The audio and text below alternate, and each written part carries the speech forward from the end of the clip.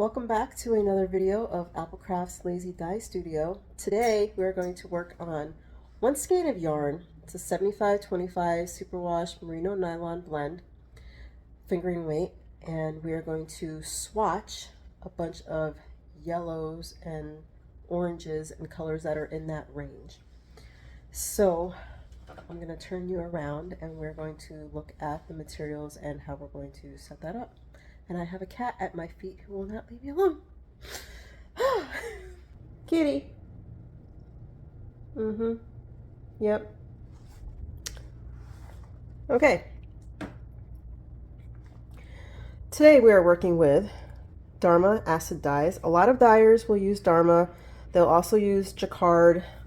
They both come from the same company, so it's just depending on what you want to use. The color range is different.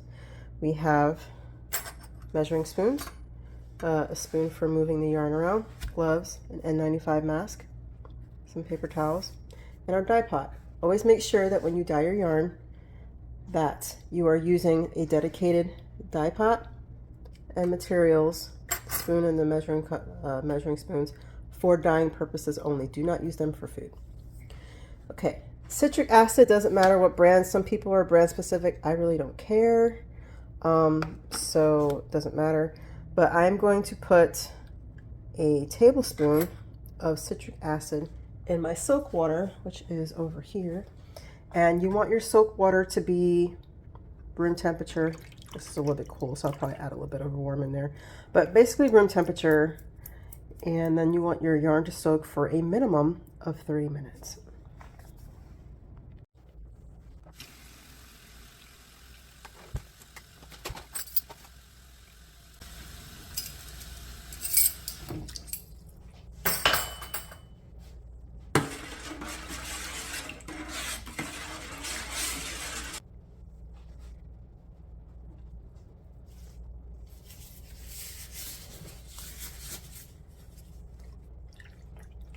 Now, the reason why I am putting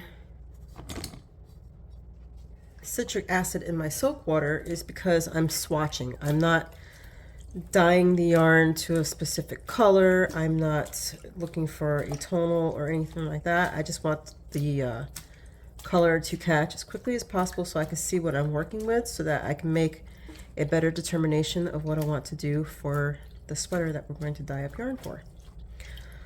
So that just gives me a better idea for a color swatch.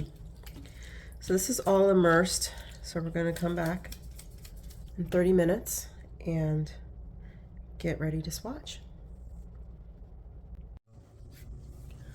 I also forgot to mention that I have this large measuring cup for measuring out water for my dye pot.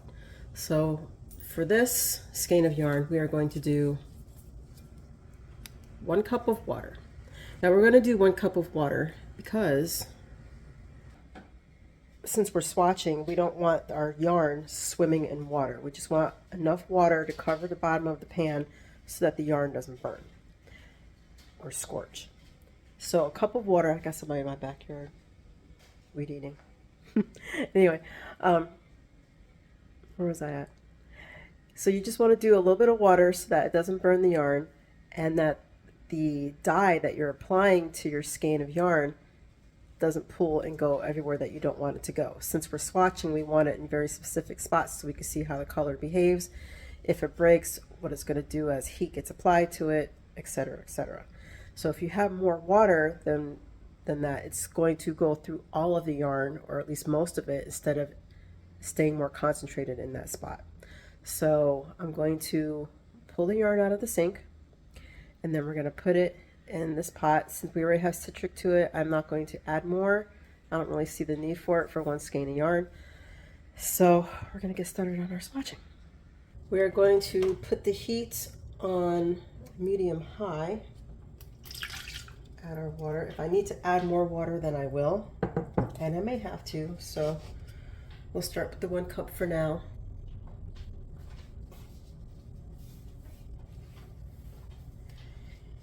And let's get our yarn in here.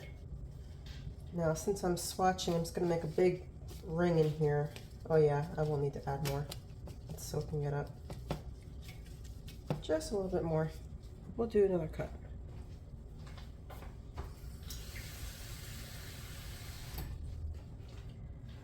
The amount of water that you're going to add is going to depend on the size of your dye pot. Since mine is shallow but very wide, it's taking more water than I thought I would need. So, alrighty. I'm going to use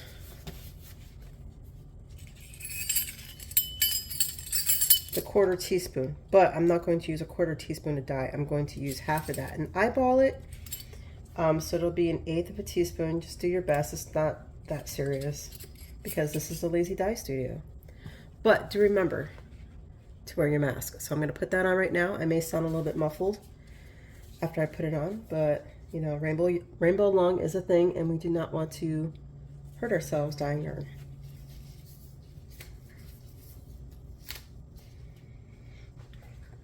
Okay, so to get started, I'm going to use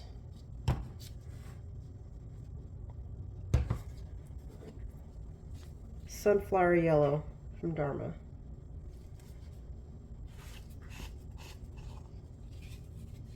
You want to try to be careful and not get dye speckles everywhere. Try to be as careful as you can because it will go within like a 2-foot radius, which is why everything that's food related is out of the way within 2 to 3 feet. So I'm going to do sunflower yellow over here. I'm just going to sprinkle a little bit. All right. Cover that up. Let me see if I can get you closer to the pot. That is our sunflower yellow. I am going to use my spoon to kind of press that in. Next, we are going to do golden straw.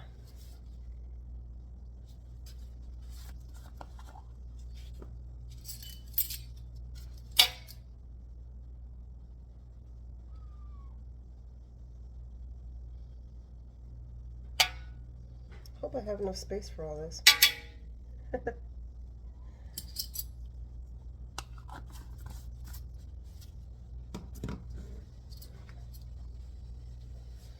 Alright, press that down. Very similar to sunflower yellow. Well, it's got more of a green going on there.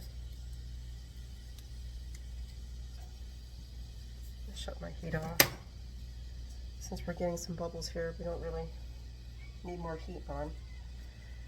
Okay, next on the spectrum is saffron spice.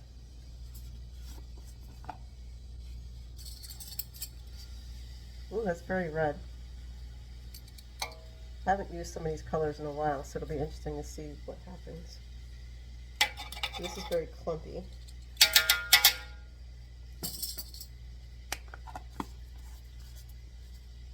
Now, if you're wondering if dyeing by this method would waste dye, I don't think so, because I've had a lot of these dyes for a few years now. So it's just a different method of keeping track of how you're using your dye. And obviously, if you're dyeing up more yarn, you're going to go through more dye. So, okay, that's very red. I actually really like that. That might go really well with the pumpkin sweater. And then the next color, vanilla cream. Vanilla cream leans very yellow. So I think I'm going to switch it and go over here since we're more yellow over here. I want to keep all the yellowish on one side.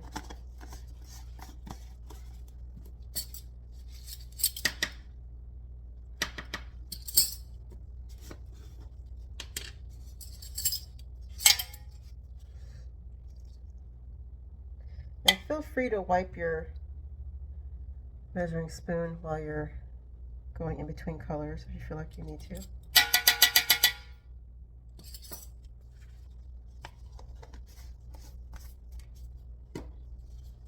Okay, pressing down.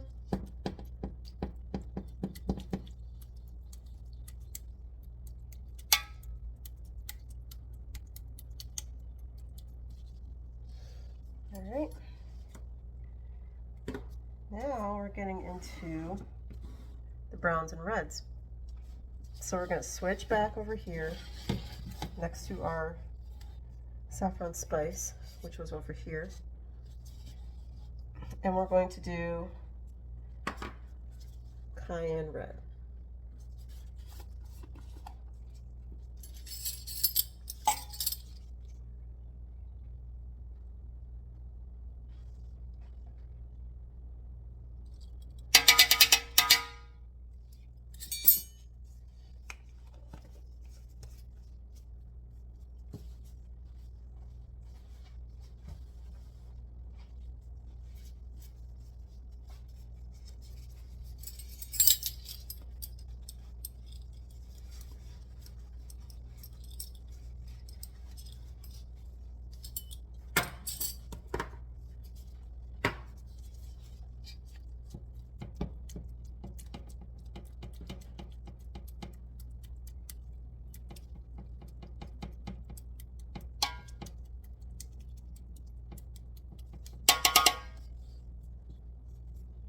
That's going to be interesting. There's a lot of clumping going on with this one. Press it down a little bit more, work it in.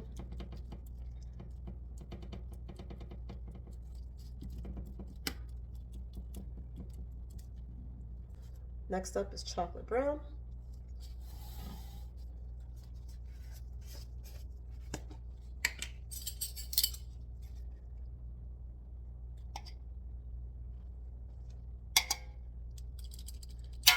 Looks very black coming out.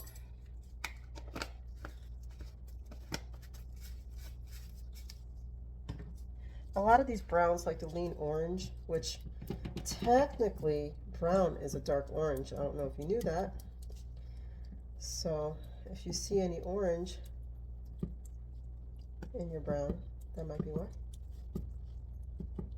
I didn't know that till recently, so now that's something you know. Okay.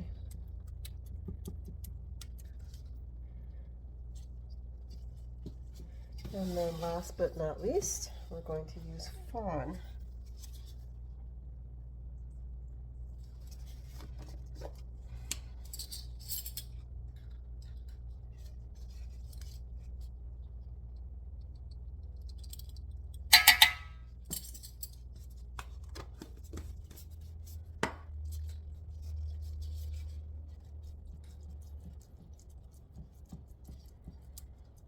Okay. So I'm going to let these colors sit in the heat for a minute or two or three. Let's be technical. We'll give it 5 minutes and then we're going to flip it over. And then we'll speckle these colors, hopefully in the same spots, but on the other side. And then we'll get an idea of what this looks like tonally and what it looks like speckled. I think so far for the pumpkin sweater, we're going to go with vanilla cream for the base, just to get that light color. It's not on a white because we also have the gold stellina going through. So I think that will be pretty. And we might be speckling with sunflower yellow, saffron spice, maybe a little of that cayenne red, maybe a little bit of that chocolate brown, but we'll see when we get to the other side. So we're going to let this sit for a few minutes and I'll be right back. Okay, now it's time to flip this over. I want to point out, because I don't think I mentioned this before, when you're dyeing up any skeins of yarn, you want to have some waste yarn or safety ties or something wrapped around your yarn so you can pick it up easily, maneuver your yarn however you want to start dyeing your yarn. There it is. Okay, so I'm going to flip this over. I do have some bleeding, so I think I went a little heavy on the swatching, which, you know, I've actually never swatched yarn before. I'm going to be honest, this is my first time doing it with you. So I don't think I can speckle a lot of this. So what I'm going to do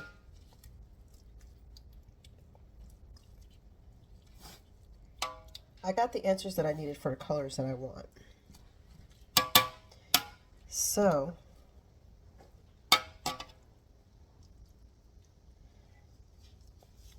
what did we have? We had, this is saffron.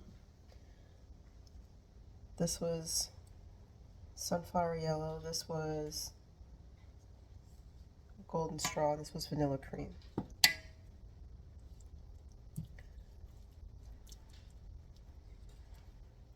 Actually, we have enough pale spots here. We can do something. Let's just do it. Let's just go for it. It's a swatch skein yarn for a reason. So we're just going to be real light. So what we'll do, I'm just going to take my fingers and get a small pinch. Like, you just want to get enough dye on your fingertips or gloves on. And we're just going to sprinkle over this section here. So this is fawn.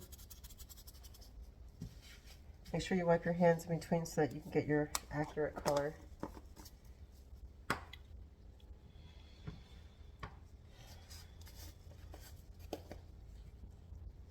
Okay. Chocolate brown is right next to it.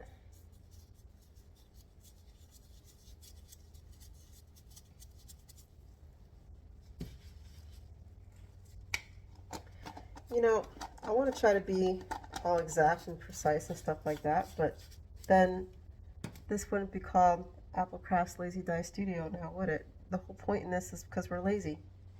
Lazy as in we want to get the thing done, we also want it to look decent, so. I'm a Virgo, so the perfectionist in me is dying inside, but gotta stay true to the craft. So, the next color we're going to do,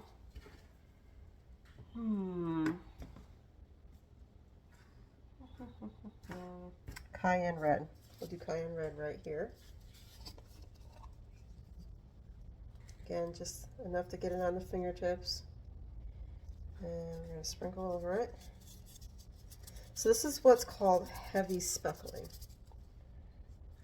There are definitely different ways of doing a light speckling, and we'll go over that in the future. But for now, we're just going to do it this way.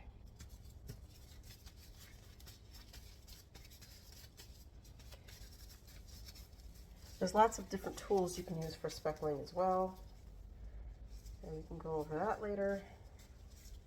But for purposes of this video, we're just going to look at colors for the next dye project, knitting project.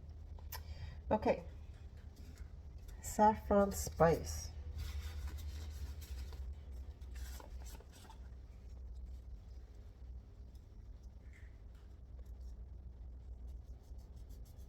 Alright. You can also use goggles if you're doing this. I don't, but I certainly would not begrudge you if you wanted to use goggles while you're doing this. To each their own. Okay, golden straw. This will be interesting because it's right on top of the yellow, so we'll see how that works. Alright, there we go.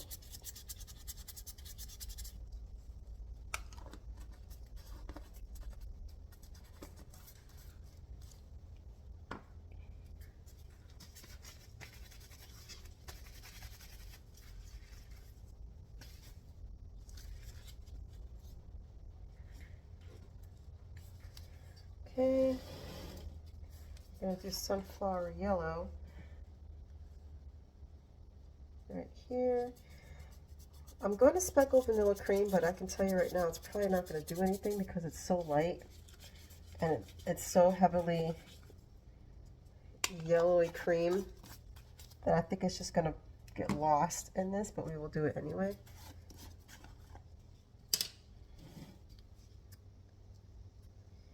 Alright, I might go heavy on it just so we can actually see it. Okay, that's it.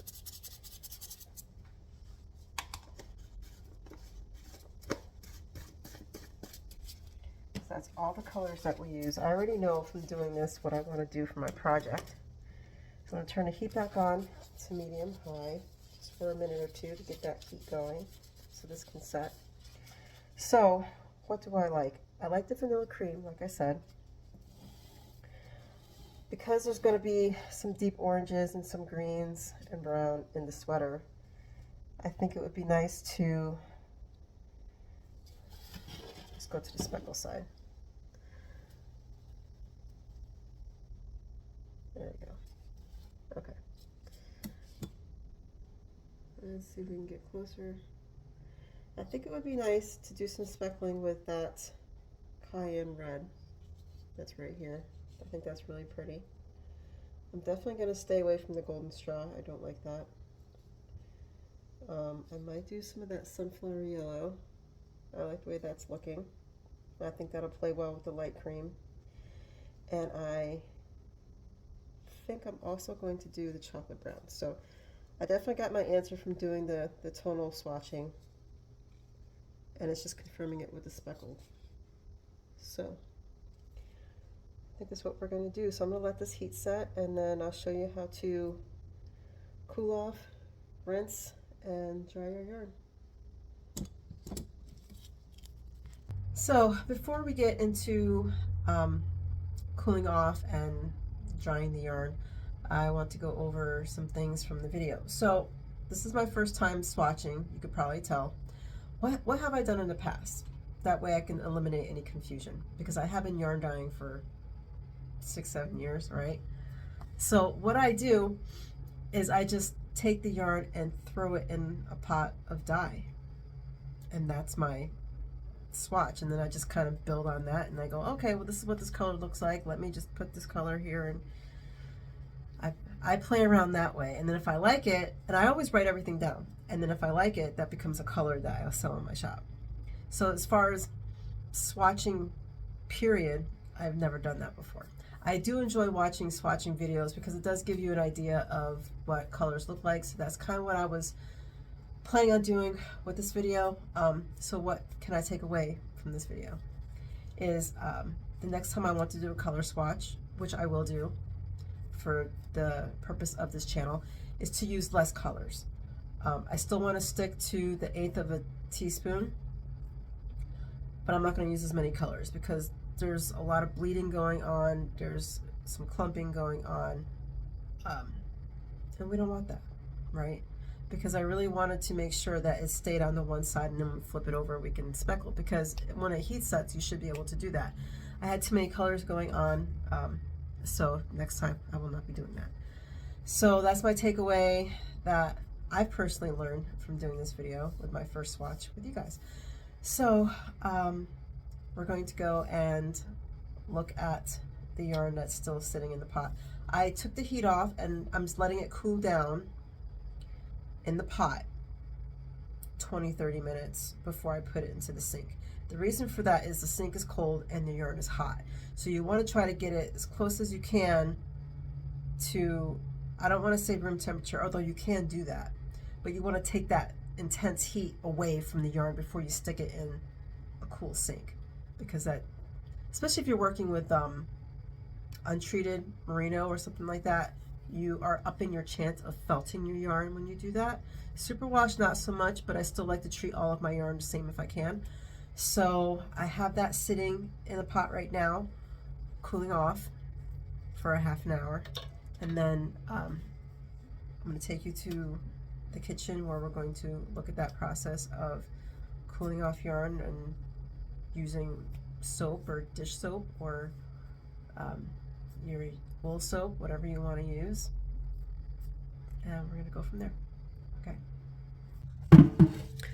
Okay, so I'm going to take the yarn by the strings that we have tied around the yarn, and I'm going to let some of this water drain out and just give it a gentle squeeze.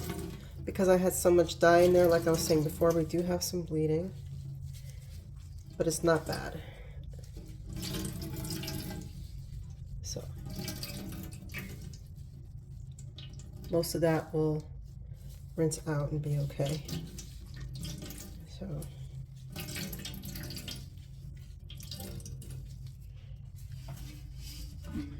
all right.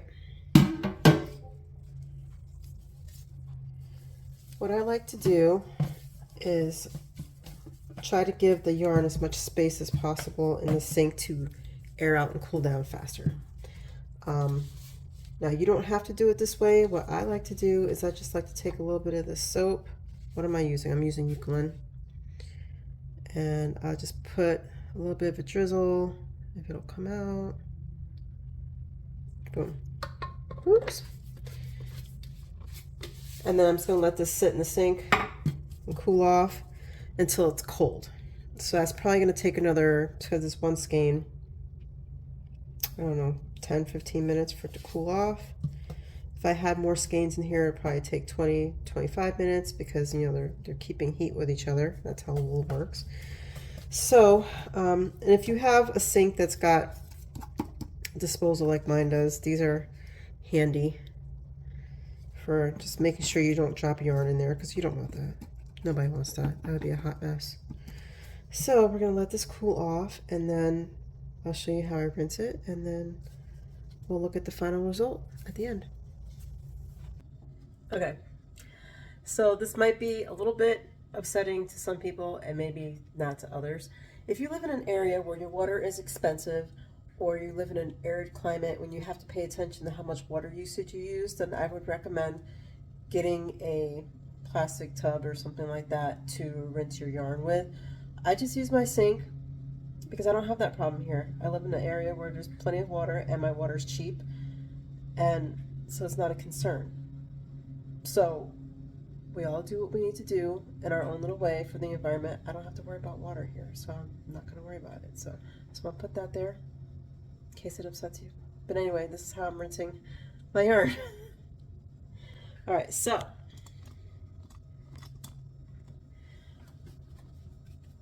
my yarn is cool. So I want to make sure that my water is baby bath temperature. So whatever temperature you feel is comfortable for washing your baby in, that's the temperature of water that you're going to rinse your yarn in. So here we go. I'm going to take this out because I'm not worried about the drain hole. So since I already put that soap on there, I'm just going to go ahead and do this and get that water out. Actually, I'm going to put some gloves on because I like the smoothness on the yarn with that. I'll be right back.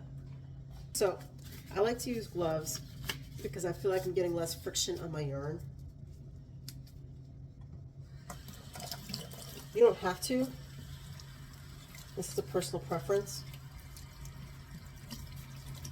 But this is how I rinse my yarn. I'm not seeing any more bleeding, so, oh, no, a little bit of bleeding. Not too bad. Just a tiny bit, so that's not bad.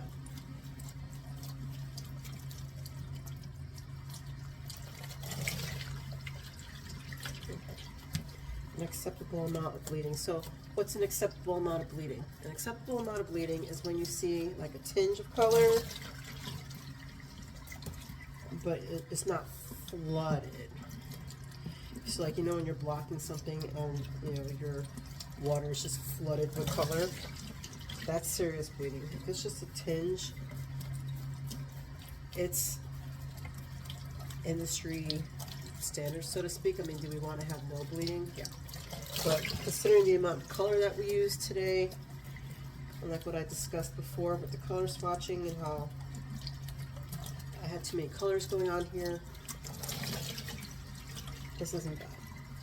So this is rinsed enough. So what we're going to do,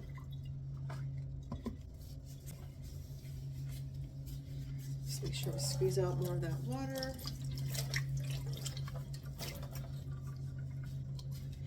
And then what you can do is place it on a towel, step on it, and get more of that water out, and then hang it to dry wherever you want, in your shower, over your shower head, on the bar in your shower, over the faucet of your tub if you wanted to. You can hang it outside if you've got one of those outside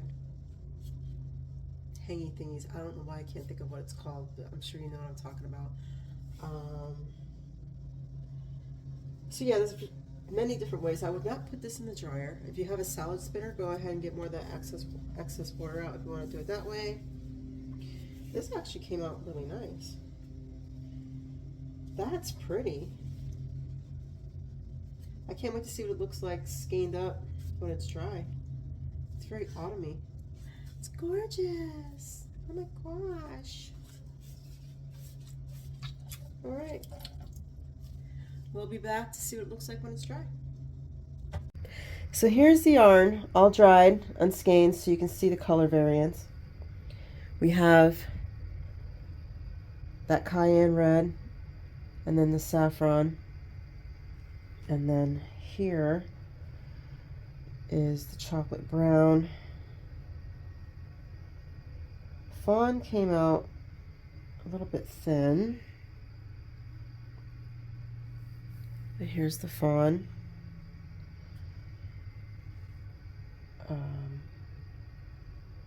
Oh, we had some breaking going on here with pink. Wow.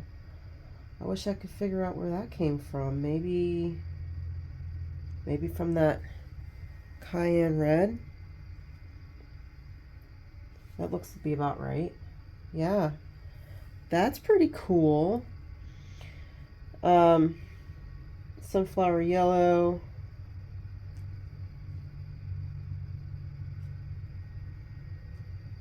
What was this? Golden straw.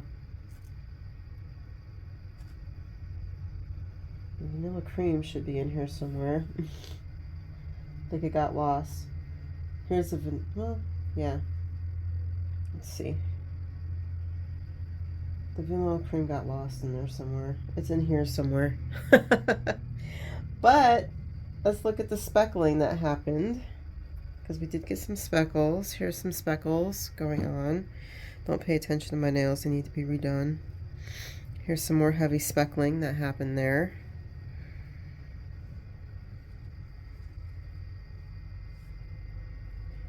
So we didn't get a lot of speckles, but there's some in there. There's some speckling going on here. That was the golden straw. Yeah, I do think all that pink was that cayenne. Interesting. So this swatch overall was a success. There definitely were some things that, you know, I learned from, that you learned from watching me. But let's look at this skeined up. So the overall finished product is very cute. Let's lower this down so you can see it some more. It's got those autumn vibes, some candy corn vibes, the regular and the chocolate candy corn. We got that little blip of pink that's going on there that turned out really awesome and unexpected. So overall, that was a good idea. So I'm going to be doing more swatch videos in the future, so that we can see how colors play out. I'm going to do a side-by-side. Here's a side-by-side of the colors we were working with and how they played out. And yeah, so there we go. So I hope you enjoyed this first newer video from APLCrafts Lazy Dye Studio. And I will be back in a week or two with a tonal. No, we're not going to do a tonal. We're going to do speckles of the colors we just did for this video.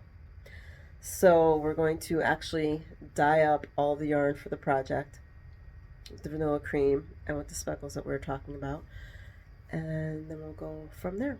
I think we're going to do some tonals after that for the sweater, and then that project will be ready to go.